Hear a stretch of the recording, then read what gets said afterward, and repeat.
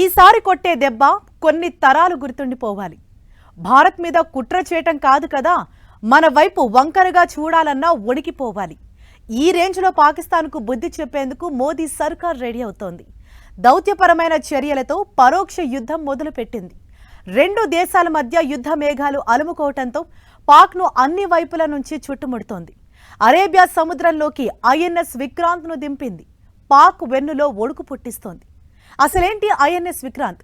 ఇప్పుడెందుకు మోహరించారు? దాని ప్రత్యేకతలేంటి?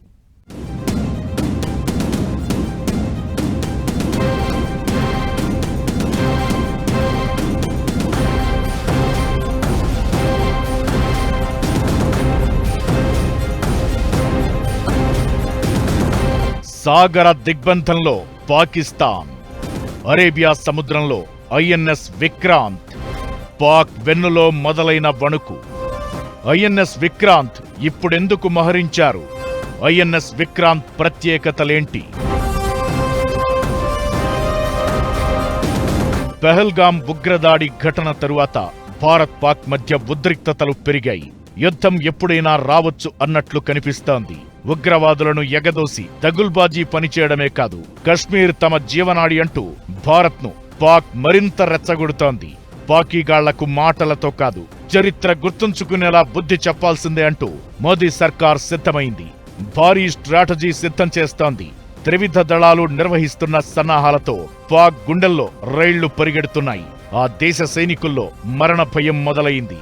ఉద్యోగాలకు రాజీనామా చేసి జంప్ అవుతున్నారంటే అర్థం చేసుకోవచ్చు మోదీ సర్కార్ ఎంత భయపెడుతుందో అని.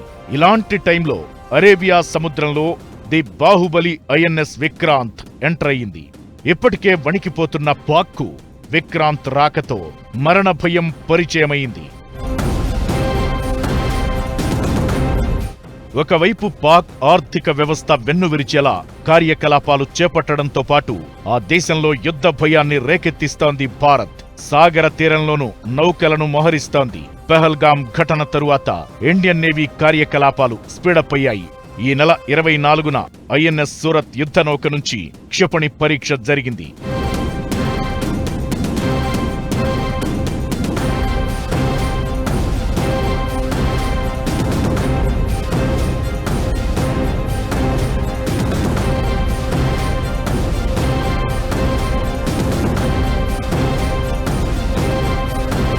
ఇది సముద్ర తలానికి చేరువగా దూసుకొస్తున్న ఒక లక్ష్యాన్ని విజయవంతంగా పేల్చేసింది. యుద్ధ విమానాలు, యుఏవీలు, హెలికాప్టర్లు, క్రూజ్ క్షిపణులను నేలకూల్చడానికి ఇది ఉపయోగపడుతుంది. అరేబియా సముద్రంలో మోహరించిన ఐఎన్ఎస్ విక్రాంత్ పాక్ వైపు దూసుకుపోతోంది. ఇది దాయాది దేశం గుండెల్లో రైళ్లు పరిగెట్టిస్తోంది.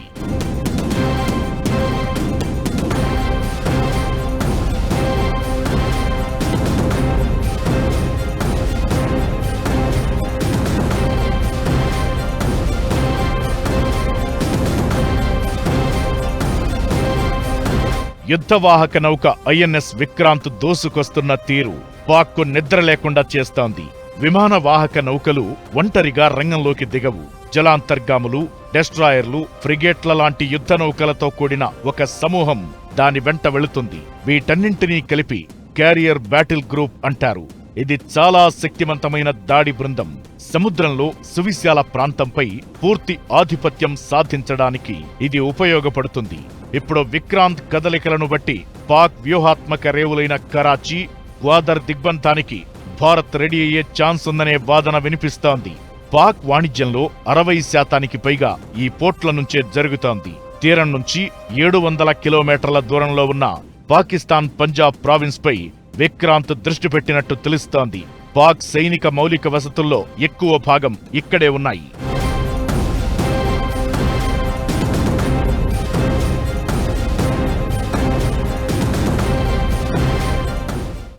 ఎయిర్ క్రాఫ్ట్ క్యారియర్ అంటే దాని మీద చిన్న విమానాలు ఉంటాయి. షార్ట్ ఎయిర్ షిప్ నుంచి, అదే విమాన షిప్ నుంచే టేక్ ఆఫ్ అయ్యి తిరిగి ల్యాండ్ అవ్వగలిగే క్షమత వాటికి ఉంటుంది. ఇది ఒక పెద్ద షిప్ అంటే చిన్న ఎయిర్ ఫీల్డ్, పెద్ద షిప్ అనుకునే ప్రసక్తిలో మనం ఉండాలి. అయితే ఇది ఒంటరిగా కదలదు. దీనితో పాటుగా డిస్ట్రాయర్స్ ఉంటాయి. డిస్ట్రాయర్స్ అంటే దాని మీద మిసైల్స్, రెడార్స్ అన్నీ ఉంటాయి. కొన్ని దేశాల్లో చాలా తక్కువ దేశాలకి ఈ ఎయిర్ క్రాఫ్ట్ క్యారియర్స్ ఉన్నాయి. ఎక్కడైతే ఈ ఎయిర్ క్రాఫ్ట్ క్యారియర్స్ లేవో జనరల్ గా డిస్ట్రాయర్ ని నెక్స్ట్ బిగ్ షిప్ కింద వాడతారు. ఒకవేళ డిస్ట్రాయర్ కూడా లేకపోతే ఫ్రిగేట్స్ ని వాడతారు. 262 మీటర్ల పొడవు, 45,000 టన్నుల బరువు, గరిష్ట వేగం 28 నాట్స్, 30 యుద్ధ విమానాలను నిలిపేంత వైశాల్యం. ఇది ఐఎన్ఎస్ విక్రాంత్ ప్రత్యేకత. విక్రాంత్ నౌక ఆటోమేటిక్ వ్యవస్థలతో నిర్మితమైంది. MiG-29K ఫైటర్ జెట్లు, కమోవ్ 32, MH-60R హెలికాప్టర్లు, దేశీయంగా తయారైన అడ్వాన్స్డ్ లైట్ హెలికాప్టర్లు, లైట్ కాంబాట్ ఎయిర్ క్రాఫ్ట్ విమానాలతో సహా 30 రకాల విమానాలను మోసుకెళ్లేలా దీన్ని రూపొందించారు. ఈ యుద్ధ నౌకలో మొత్తం 18 డెక్లు, 2,400 గదులు ఉన్నాయి. 1,600 మంది సైనికులు కూర్చునేలా రూపొందించారు. పాక్తో ఒకవేళ యుద్ధం చేయాల్సి వస్తే విక్రాంత్ కీలక పాత్ర పోషిస్తుంది. ఈ క్యారియర్ గ్రూప్ వాయు, ఉపరితల, సముద్ర గర్భంలో భిన్న కార్యకలాపాలు నిర్వహించగలదు.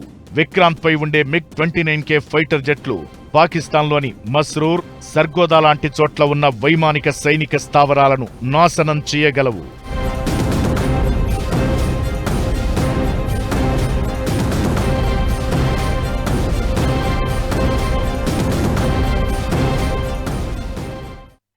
ఐఎన్ఎస్ విక్రాంత్ ఈ పేరును పాక్ కలలో కూడా మర్చిపోదు. అరేబియాలో మోహరించిందంటే దాయాది దేశానికి ఊపిరాడని పరిస్థితి. 1971 యుద్ధంలో పాక్ను పరుగులు పెట్టించింది వాహన నౌక. అసలు ఆ యుద్ధంలో ఏం జరిగింది? పాకిస్తాన్ ఇంతలా ఎందుకు భయపడుతోంది? ఐఎన్ఎస్ విక్రాంత్ యుద్ధం అంటూ మొదలు పెడితే ఎలా ఉండబోతోంది? పాకిస్తాన్ నేవీ పరిస్థితి ఏంటి?